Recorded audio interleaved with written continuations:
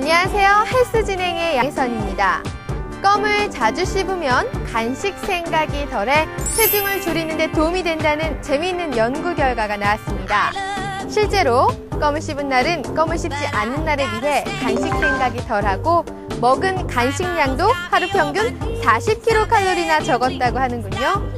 또 실험자들은 껌을 씹은 날은 하루 종일 활기차고 졸음도 쫓아낼 수 있었다고 합니다. 오늘 하루 칼로리는 줄이면서 활력 있는 하루 보내시는 것 어떨까요? 헬스 힘차게 문을 엽니다.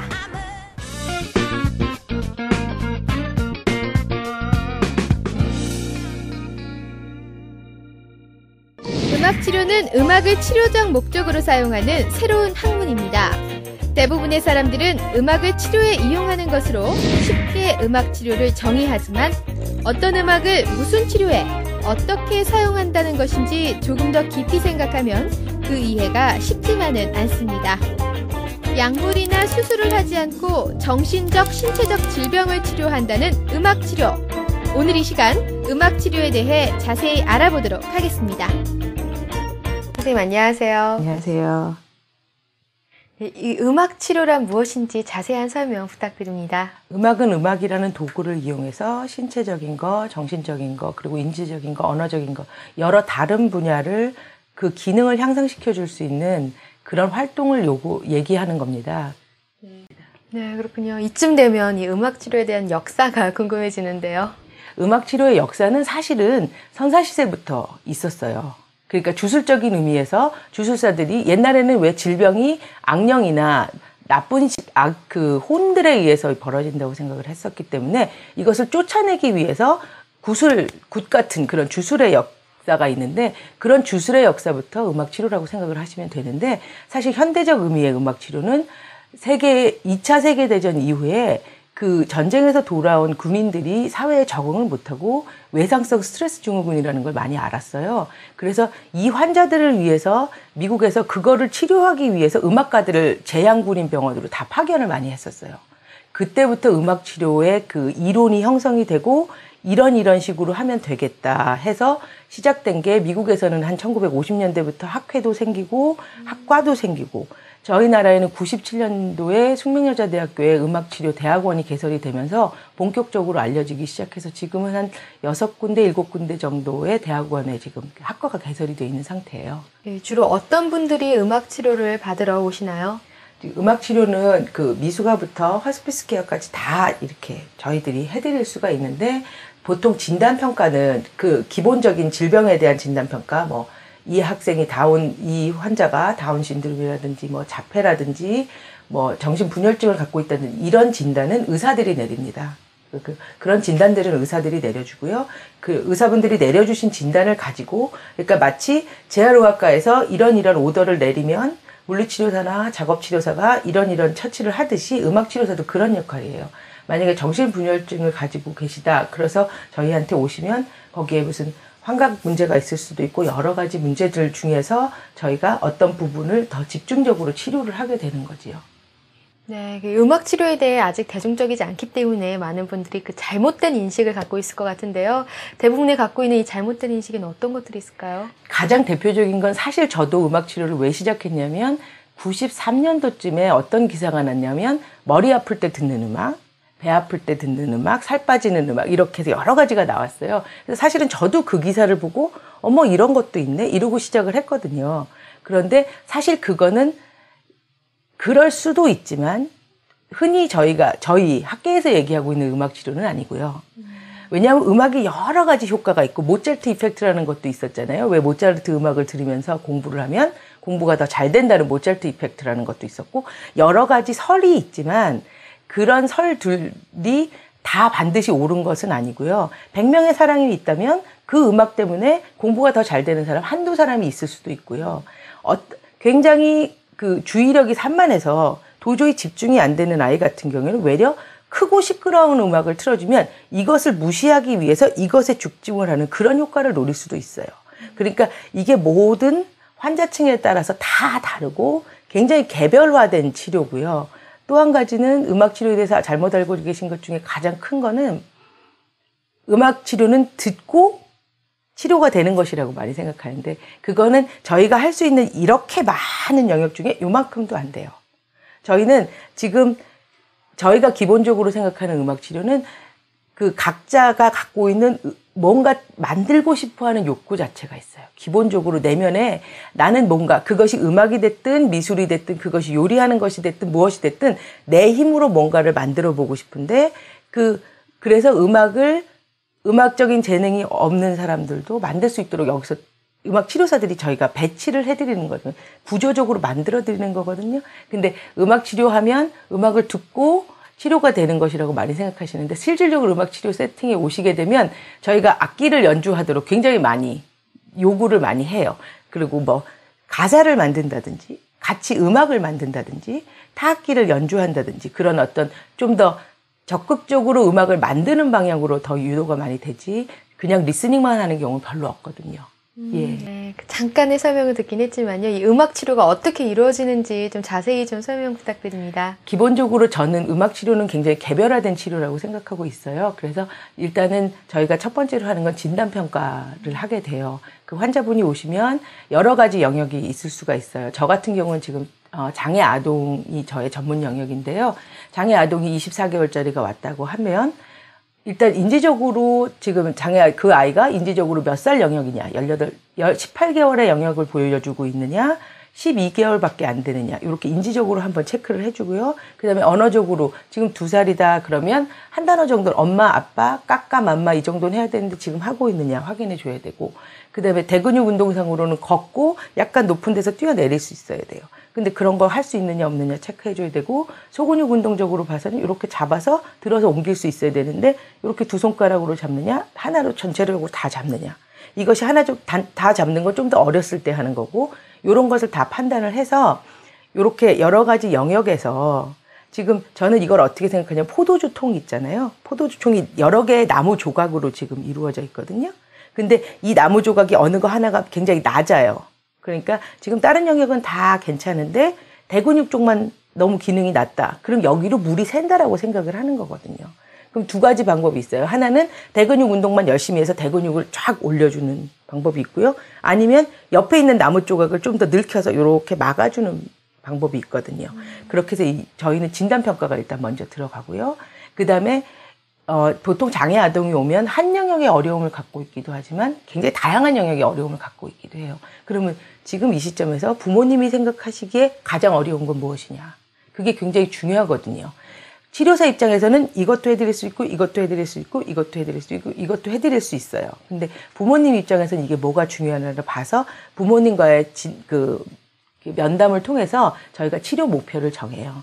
그럼 이 치료 목표를 갖고 한 10주 정도 이렇게 진행을 한 다음에 그거를 가지고 10주 이후에 다시 면담을 통해서 우리 선생님이나 치료사나 어머님이 생각했던 방향하고 맞게 가고 있는지, 지금 아이의 행동적인 면에서 저희가 원했던 방향으로 가고 있는지를 보고 그 시점에서 다시 재평가를 하고 다시 10주가 들어가고 이런 식으로 진행하신다고 보시면 돼요. 그렇군요. 그렇다면 그 음악 치료에 사용되는 음악이 한 가지 장르, 뭐 클래식 이런 거에 국한될 것 같은데 그렇진 않나요? 그렇진 않고요. 보통 그렇게 많이 알고 계세요. 클래식 음악을 듣고 누워서 뭐 그런 식으로 많이 생각하시는데 그런 음악 치료도 있어요. 분명히 있고요. 근데 저는 특히 장애 아동이라서 뭐 가르치다와 가르치다 요런 왜 굉장히 많이 헷갈리는 부분이 있거든요. 그럼 저희는 노래를 만들어요. 그걸로. 병찬이가 공을 가리키다, 그 다음에 아빠가 수영을 가르치다, 이런 식으로 노래를 만들어 준다든지, 또 이런 노래도 굉장히 저희가 이제 동요 같은 거 아이들한테 필요한 노래, 그러니까 칫솔질을 할 때 칫솔질을 하는 순서를 매일 기억을 할 수가 없다면 칫솔질을 하는 노래를 만들어 준다든지, 이런 노래를 만드는 작업도 굉장히 많이 하고요. 그 다음에 청소년들 이런 부분에서는 청소년 타악기 난타 같은 거 굉장히 많이 해요.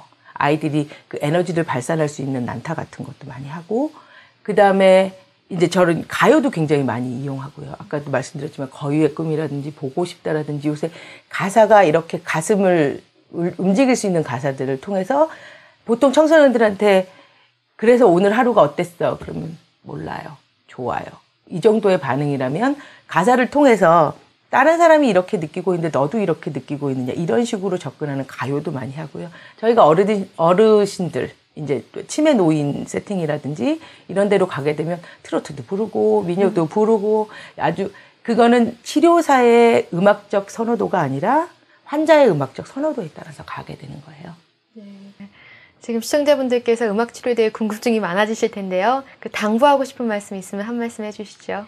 그러니까 음악 치료를 지금 굉장히 좀 어렵게 생각하시고 사실은 지금은 굉장히 클리닉이나 이렇게 치료 받으실 수 있는 데가 굉장히 많이 늘어났어요. 뭐 개인 클리닉도 많이 늘어났고 각 학교별로 명지대학교, 이화대학교, 뭐 숙명여자대학교 이런 클리닉별로 굉장히 음악 치료가 많이 보급이 되고 있는데 사실은 저희가 많이 보게 되는 환자들은 장애 아동들을 굉장히 많이 보게 돼요. 근데 사실은 지금 청소년기의 우울증이라든지 이런 학교 부적응 그리고 이런 청소년기 반항기를 거치면서 굉장히 힘들어하는 자기 얘기들을 안 하고 밖으로 표출을 안 하고 그런 부분들이 굉장히 많은데 오셔서 음악을 통해서 본인의 얘기를 하실 수 있고 그리고 이제 그런 것을 통해서 자신만의 음악을 만들어가는 과정을 통해서 자신을 찾아가는 과정. 이거는 단지 청소년분들이 아니고 뿐만이 아니고 지금 저희 아까도 말씀하셨듯이 지금 정말 살기가 어려운 세대라 지금 가슴에 품고 계신 분들이 굉장히 많은데 저희한테 오셔서 같이 음악에 대해서 얘기 나누고 가사도 만들어 보고 음악도 만들어 보고 그런 과정을 통해서 지금 음악이 가지고 있는 힘을 이용해서 이 어려운 시대를 잘 헤쳐나갈 수 있는 그런 기회가 됐으면 좋겠습니다. 그러니까 어려운 것이 아니라 자기의 마음을 움직이는 자기의 메모리를 떠올려주는 그 음악이 최고라는 것이죠. 네. 오늘 좋은 말씀 감사드립니다. 감사합니다. 나의 좋은 메모리를 떠오르게 하는 자신만의 음악 테라피를 만드는 것도 정신건강에 아주 좋을 것 같군요. 다음 순서는 건강체험 극과 극입니다.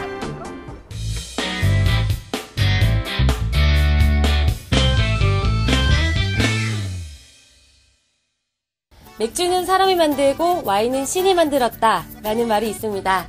이만큼 와인은 예로부터 우리에게 사랑을 받아온 술인데요. 와인은 맛과 분위기 때문에도 마시지만 이 와인을 적당량 마셨을 경우 사람의 건강에도 굉장히 좋다고 합니다. 지금부터 와인의 세계로 여러분을 초대하겠습니다.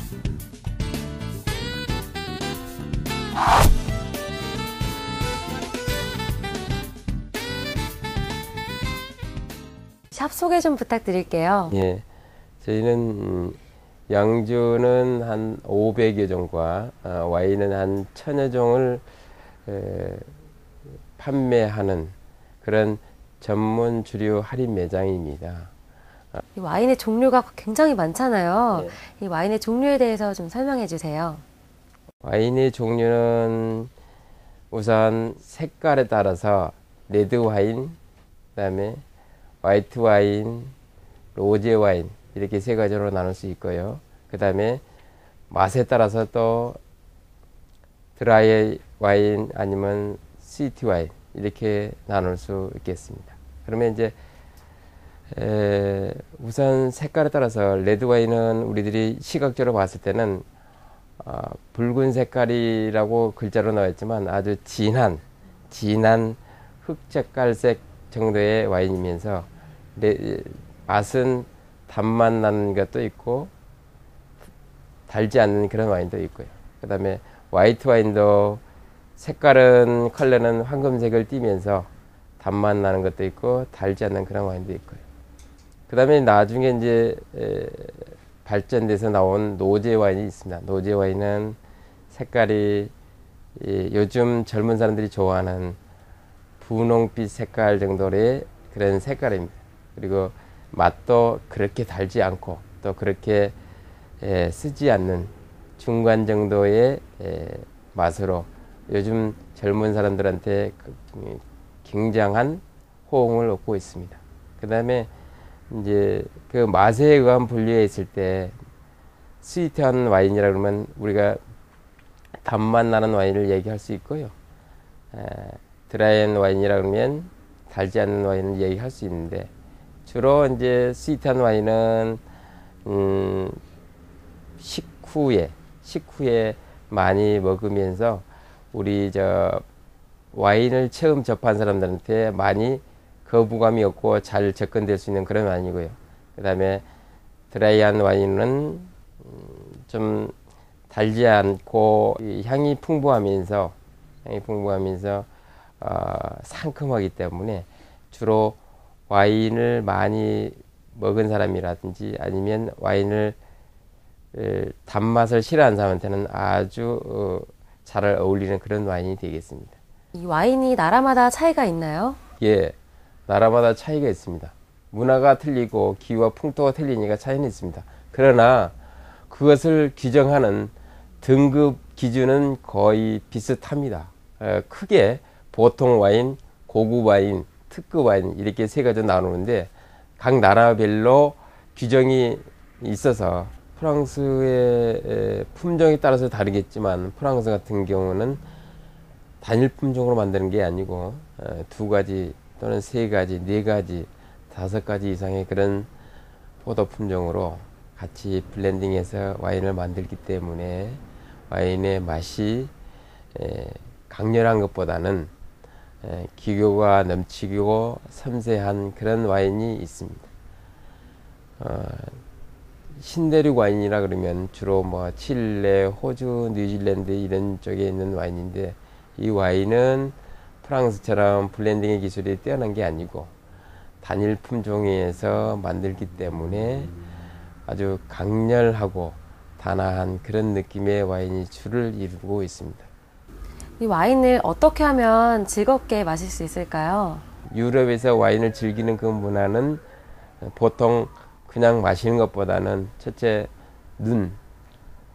눈으로 색깔을 즐기고 그 다음에 코로 향기를 즐기고 입, 혀로 맛을 즐기면서 아주 분위기 있게 와인을 마시니까 아주 적은 양으로 즐겁게 와인을 몸에 무리 가지 않게 잘 마시는 걸로 그렇게 알고 있습니다.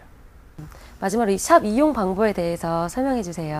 전화로 문의할 수도 있고 그 다음에 인터넷으로 문의는 할 수 있는데 직접 이 매장에 방문하셔서 구매를 하셔야 됩니다. 이렇게 많은 종류의 와인이 있지만 그 중에서도 내 입맛에 맞는 와인이 최고겠죠? 지금부터는 색다른 와인을 소개해 드리도록 하겠습니다. 이곳에 대한 소개 좀 부탁드릴게요. 네, 여기는 와인을 만드는 곳이에요. 근데 와인 공장이 아니라 자기가 원하는 취향대로 과일들을 가지고 와서 직접 와인을 만들어서 보관해 놨다가 나중에 병에 담아서 가져가는 그런 공방 같은 개념의 공간이고요. 와인 만들기 동호회에서 이제 공동으로 사용하는 그런 공간이기도 하면서 만드는 도구나 재료들을 또 구입할 수도 있는 그런 공간입니다. 이 와인 하면 보통 포도로 만드는 걸 상상할 수 있는데요. 와인을 만들 수 있는 종류에는 뭐가 있을까요? 네, 와인이라는 용어 자체가 이제 비넘이라고 하는 라틴어에서 유래를 했는데요. 포도나무 술이라는 뜻이에요. 와인이라는 뜻이. 즉, 포도를 발효시켜서 만든 술. 근데 이제 우리나라 같은 경우는 복분자도 와인이고, 뭐 사과 와인도 있고, 딸기 와인도 있고, 머루 와인도 있고 그렇잖아요. 요즘 현대적인 의미로는 당분이 있는 과일들을 발효시켜서 만든 술을 의미합니다. 그래서 우리 그 제철 과일들을 활용해서 소주 붓지 않고 발효시켜서 만든 거를 이제 다 와인이라고 부르는데 단 포도 이외의 다른 재료일 경우에는 앞에다가 과일의 이름을 붙여주셔야 돼요. 그러니까 예를 들어서 복분자 와인, 딸기 와인. 근데 포도로 만들었을 경우에는 그냥 와인이라고 하셔도 상관이 없겠습니다. 그 와인을 직접 만드는 방법은 어떻게 되나요? 간단해요. 집에서 이제 막걸리 혹시 만들어 보셨던 어머님들 같은 경우는 아주 쉽게 만드실 수 있어요. 막걸리보다는 오히려 더 수월하죠. 왜냐하면 누룩이 안 들어가니까. 그게 이제 전통주를 만드는 거하고 와인하고 차이인데 결국에 술이 되는 건 뭐냐면 과일의 당분이에요. 그래서 포도로 만든다 그러면 포도를 발효가 잘 될 수 있도록 이제 손으로 으깨주고 그래서 이제 효모를 넣고 그리고 발효시켜서 이제 알코올을 넣는 이런 과정인데 발효 기간이 보통 한 일주일에서 2주일 정도 걸려요. 한 20도 정도의 따뜻한 온도에서. 그 다음에 발효되고 난 다음에 이제 걸러서 한 적어도 3개월 정도 그 숙성을 시켜야 돼요. 더 이제 한 1년 정도 이렇게 두면 더 깊어지죠, 맛이. 그래서 와인을 담그는 사람들이 이야기하기를 와인은 사람이 만드는 게 아니라 세월이 만든다. 그런 얘기를 해요. 이 사먹는 와인보다는 직접 만들면 더 의미가 있을 것 같은데요. 그 매력을 설명해 주세요. 일단은 그 사먹는 와인들은 누가 만들었는지도 모르고 그냥 돈만 주면 살 수 있는 거잖아요. 하지만 만드는 와인의 매력은 내가 직접 나의 정성과 노력을 들여서 만든다라는 거죠. 그래서 그거를 갖다가 선물하거나 또 모임에 가서 같이 마셨을 때 어떤 기쁨이나 희열들은 뭐 사서 선물하거나 마시는 거하고는 비교할 수가 없겠죠. 그렇죠? 그런 부분들이 와인 만드는 사람들의 어떤 그걸 계속하는 이유이기도 하고 또 그 사람들과 같이 나눔으로써 이제 즐거워지고 그리고 무엇보다도 와인이 이제 그 대화가 많아지는 술이잖아요. 그래서 친구들이 많아져요. 그래서 더더욱 이제 즐거운 그런 일이죠. 와인의 효능에는 어떤 것이 있을까요? 네, 그 요즘은 와인을 약처럼 생각하시는 분들이 많은데 그 많은 분들이 뭐 와인만 먹으면 암도 예방이 되고 뭐 혈액순환이 좋아져서 피부도 좋아지고 뭐 하여튼 여러 가지 이야기를 하시는데 와인도 술이에요. 우리가 과식하면 아무리 좋은 음식도 안 좋듯이 와인도 사실은 여자분들의 경우에 한 잔 이상 넘으면 몸에는 이제 좋지 않습니다, 오히려. 그러니까 한 잔 정도 드시는 게 가장 좋고요. 그리고 이제 특히 레드 와인에는 이제 폴리페놀이나 라스베라톨 같은 그 항암 효과를 주는 부분들이 있어요. 그래서 색이 짙은 와인들에 주로 많이 들어 있습니다. 그래서 그런 와인들을 이제 조금씩 많이 드시면 독이 되고 조금씩 섭취를 하시면 이제 혈액순환도 잘 되고 이제 몸에도 좋은 그런 역할을 할 수 있고. 이곳 이용 방법은 어떻게 되나요? 네, 이거는 뭐 여기는 누구나 오실 수가 있는 곳이에요. 만약에 여기를 오시고 싶으면 인터넷에 이제 와인 만들기라는 동호회가 있어요. 다음 카페라는 곳에 이제 13,000명 정도의 이제 회원들이 있는데 거기 가입하시고 이제 제철 과일들을 공동 구매하는 때 같이 공동 구매하시거나 아니면 시장에 가셔서 과일이 싸면 사가지고 오거나 아니면 집에 시골에 농사 지으면 그걸 가지고 오거나 해서 여기서 이제 보관료 아주 실비 정도의 보관료는 있어요. 그러니까 담궈서 술을 오랫동안 발효시키고 숙성시켜야 되기 때문에 그래서 이제 그 비용은 조금 발생을 하고요. 그래서 여기 과일만 가지고 오시면 여기 있는 도구나 재료들을 빌려 가지고 얼마든지 와인을 만들어서 이제 보관시켜 놓을 수가 있죠. 어떠셨나요? 지금까지 저와 함께 여러 가지 와인들 그리고 직접 만드는 와인까지 보셨는데요. 어떤 와인이든지 좋은 사람들 그리고 즐거운 시간까지 함께 한다면 최고의 와인이 될 수 있을 것 같습니다. 오늘 저녁 와인 한 잔 곁들여 보시는 건 어떨까요?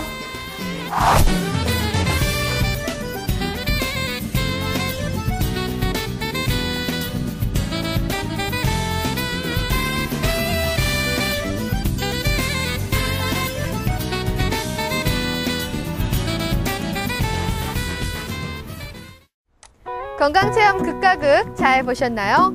폐경기가 지난 중년 여성들은 건강을 위해 음식 관리에 조금 더 신경 쓰셔야겠습니다. 이 5, 60대 여성분들은 호르몬의 변화뿐만 아니라 몸속의 음식물의 배출이 느려서 비만으로 되기가 쉽다고 합니다. 이때 복부 비만이나 부종뿐만 아니라 심혈관 질환이나 동맥 경화로까지 이어질 수 있다니까요. 주의하셔야겠습니다. 또한 동양인은 밀가루를 분해하는 능력이 떨어져서 밀가루 음식은 되도록이면 줄이는 것이 좋고요. 또 관절에 무리가 가지 않는 한 걷기 운동은 꾸준히 하시는 게 좋겠습니다. 저희가 준비한 건강 소식들은 여기까지입니다. 다음 주에도 더욱더 알찬 건강 정보 알려드리도록 하겠습니다. 여러분 건강하세요.